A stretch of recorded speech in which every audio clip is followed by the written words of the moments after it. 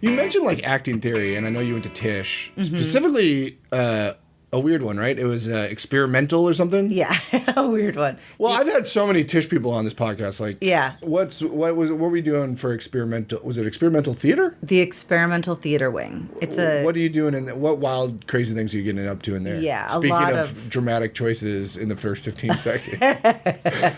Yeah, honestly. Okay, so ETW is... Oh, ETW. ETW.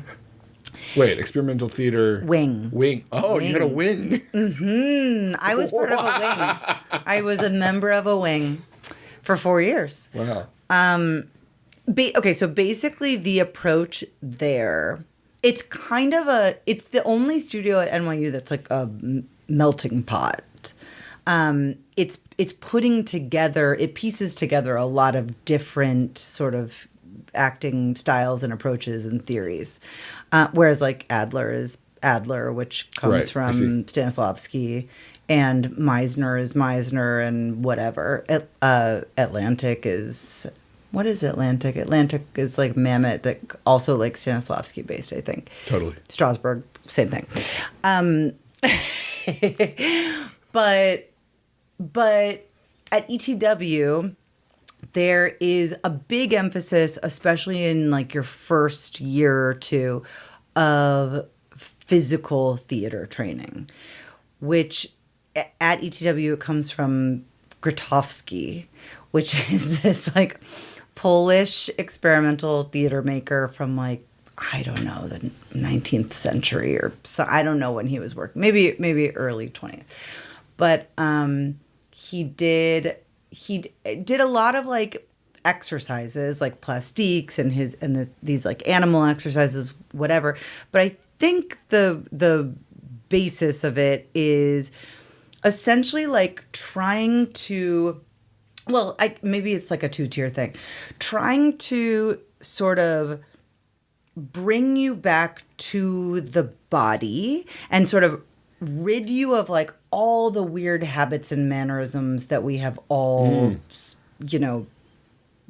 come up with, or that sort of happens to us throughout our lives. So becoming like a blank slate a little bit, but also a highly attuned body, because the body, I feel like it's like the body keeps the score in trauma work. It's like the body is responding first and then the brain.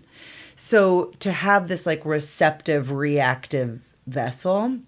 But then also there's a lot of work around, they call it like inside out work, which is basically like, what if I started crying? Like I started to do all the things you do when you cry, which is like you go like that and your face kind of frowns and you start doing. And what if that was the way in to actually feeling sadness, to reminding your body of how that feels, which is sort of very antithetical to like all the kind of sense memory from within into out work. It's this out to in work. Got it. Yeah. So you did 4 years of that. So I would say... I feel like that would be like a mind fuck a little bit. It is a and mind like, fuck. Were you manifesting that into, like, were you putting up shows at all? Or was it just strictly like... So the first... You'd be in a black box with your group doing this cry exercise. The first year is like basically rolling around on the floor. They hardly let you speak. It sounds great, honestly. Yes. I kind of wish I would. Honestly, it was incredible. In the moment, it was like, what am I doing with my life? At Stella Adler, they're already reading Shakespeare sonnets. Like, this is so pointless. Now I am so deeply grateful for it. I think it was the most incredible training. And yeah, so the first year was like a lot of nothing, or like wild scene study, where basically the whole point was like, learn the lines like by rote. Do not put any thoughts or feelings or expectations onto the lines. Learn them like they're A, B, C, D, E, F, G, H, J, whatever. And then like exploring the space and your relationship to one another through like these physical improvisational exercises, basically just like people doing Fool for Love, and one person is lying face down naked and someone else is like drawing on the walls, but they're saying the dialogue from Fool for Love. And that was our scene study first year. Wild. Yeah, it was really wild. And then it all came out of like the 70s. That's where this stuff like La Mama and Wooster Group, all this experimental theater in the 70s like was all, I think, sort of coalesced to form ETW in New York City. Got it. Take all this with a grain of salt. I'm like doing my best.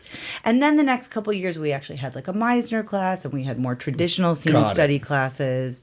We had a lot of Meisner, actually, a lot of repetition. And then also, the reason so many working artists have come out of that studio in particular is because there was a huge emphasis on what we called like self-scripting, which is making your own work.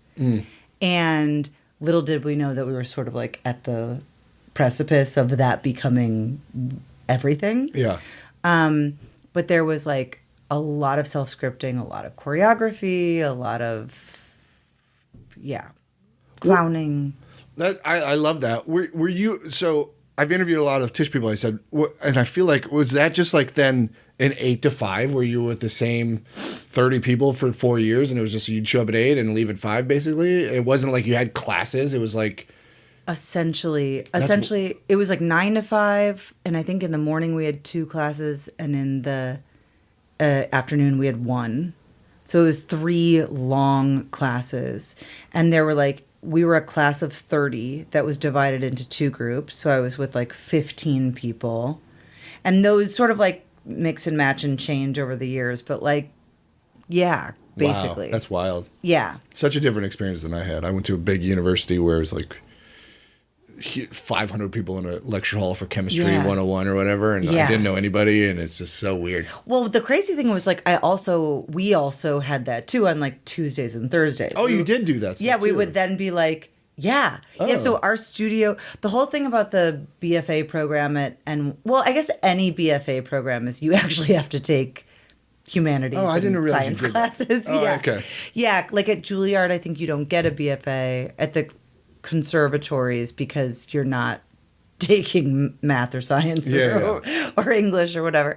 So on Tuesdays and Thursdays we would go have like regular general NYU classes, and it would be like, oh, college, okay, weird.